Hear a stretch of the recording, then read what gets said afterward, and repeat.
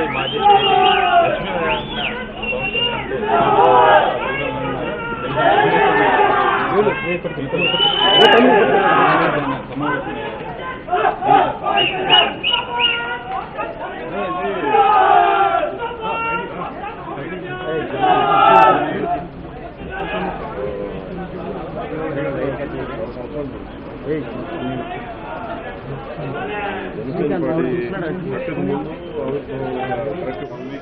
మేమిద్దరం కలిసాం, మాట్లాడుకున్నాం. అప్పుడే అడిగాను, మీరు ఏదో అంటే నాకు ఇంట్రెస్ట్ ఉంది అదంటే మీరు వస్తారా అని అడిగారు. అప్పుడే లేదు, అప్పుడు నాకు ఇంకా ఉంది, నాకు రిటర్న్ ఇంకా ఉంది, పిల్లల చదువులు ఉన్నాయి అని చెప్పేసి లేదు. ఫైనల్గా మొన్న రిజైన్ చేసింది అంటే వాలంటీర్ రిటైర్మెంట్ తీసుకున్న తర్వాత కూడా అడిగాను వస్తారంటే లేదు, నేను కొంచెం అర్థం చేసుకుని వస్తానని. లాస్ట్ వచ్చిన తర్వాత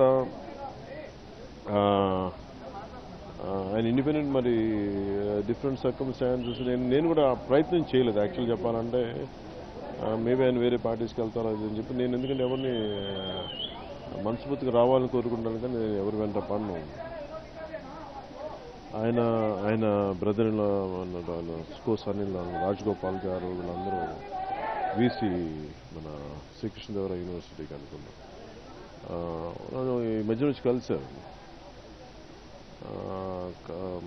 కలిసి నేను పెద్ద అంటే మేము మనస్ఫూర్తిగా వాళ్ళు చేసే ఇష్టం ఉంటుంది అదే చెప్పాను.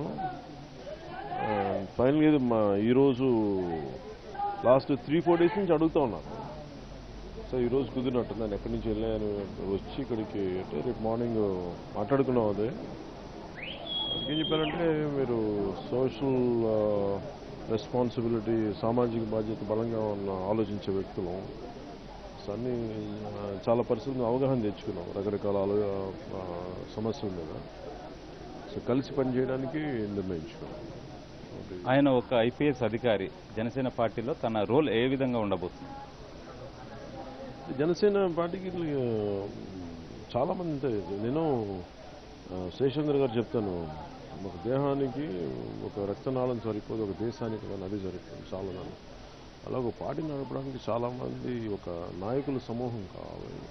సో దాంట్లో భాగంగా ఎంతమంది యాడ్ అయితే అంత బలోపేతం అవుతూ ఉంటుంది పార్టీ. దాంట్లో భాగంగా అది బలోపేతం అవుతుందని చూస్తున్నాను.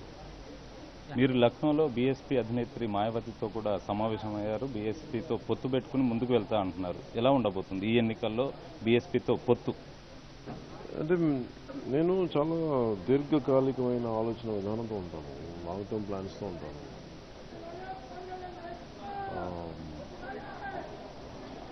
కేవలం నేను ఏదో ఈ ఎలక్షన్కి ఎలా ఉండబోతుంది ఎందుకంటే కూడా ఇది ఒక లాంగ్ టర్మ్ ప్రాసెస్. ఎందుకంటే ఈ రోజున బీఎస్పీ కానీ ఏ పార్టీ నేషనల్ పార్టీస్ ఏమన్నా వాళ్ళ మూలాలు చాలా చిన్నగా స్టార్ట్ అయ్యాయి.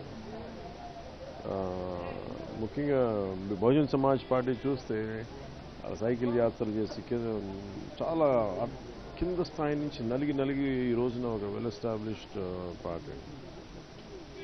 వాళ్ళతోటి భావజాలం ప్రకారం లేదంటే ఆలోచన విధానం ప్రకారం బాగుంటుంది. అలాగే మాయావతి గారిని కలుసుకున్నప్పుడు అందరూ వచ్చే బయట ఆవిడని చెప్పే విధానం కానీ, నేను వ్యక్తిగతంగా కలిసినప్పుడు ఆవిడతో మాట్లాడినప్పుడు ఆవిడకున్న అపారమైన ఆలోచన కానీ జ్ఞానం కానీ ఆవిడ చదువుకున్నంత అంటే మొత్తం చాలా మనస్ఫూర్తిగా మాట్లాడుకున్నా. నాకు ఆవిడ ఒక మాతృవాత్సల్యం చూపించారు నా మీద. అందుకని నాకు వ్యక్తిగతంగా మా ఇద్దరి మీద అపారమైన గౌరవం ఉంది నాకు ఆవిడ మీద.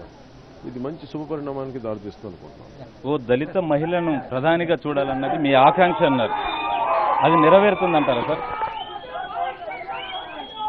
మనిషి మదిలో ఆలోచన పెట్టినప్పుడు ఏదైనా జరగద్దు, ఆ సమయమే భగవంతుడు. సార్ ఫైనల్గా వచ్చాను సార్, మీ ప్రచార సభలు ఎప్పటి నుంచి ప్రారంభించబోతున్నారు? 18 తర్వాత ఇప్పుడే.